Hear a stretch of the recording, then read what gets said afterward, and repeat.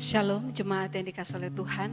Kembali kita dalam renungan, dalam seri yaitu introspeksi diri. Sebelumnya mari kita berdoa. Bapa di dalam Kristus Yesus, sumber damai sejahtera, sumber hikmat, kami meminta supaya kami mengerti akan firman Tuhan. Dalam nama Yesus kami berdoa. Amin. Jemaat yang dikasih oleh Tuhan, kita mau mencek, kita mau mengintrospeksi diri kita di hadapan Tuhan di dalam satu teks firman Tuhan, yaitu Matius pasal 13 ayat yang keempat. Dikatakan demikian, pada waktu ia menabur, sebagian benih itu jatuh di pinggir jalan, lalu datanglah burung dan memakannya sampai habis. Ini adalah perumpamaan yang disampaikan oleh Yesus kepada murid-murid dan juga orang banyak di danau. Bagaimana dia mau menjelaskan sikap ataupun keadaan hati setiap orang yang membaca dan merenungkan firman Tuhan.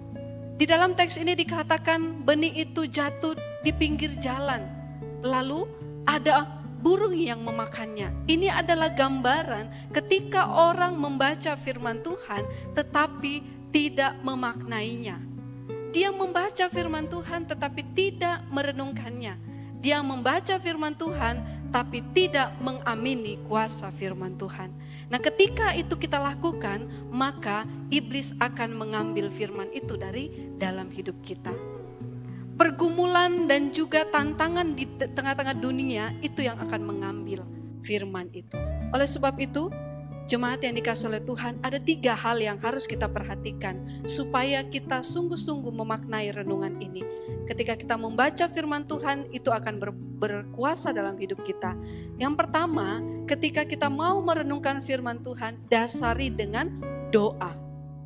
Kita harus berdoa, meminta hikmat Tuhan, supaya firman yang kita baca tidak lalu begitu saja. Yang kedua, ketika kita membaca firman Tuhan, maka harus ada penundukan diri.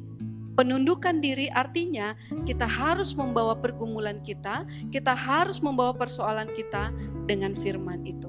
Kita harus tunduk di bawah firman itu. Yang ketiga, kita harus melakukan firman itu.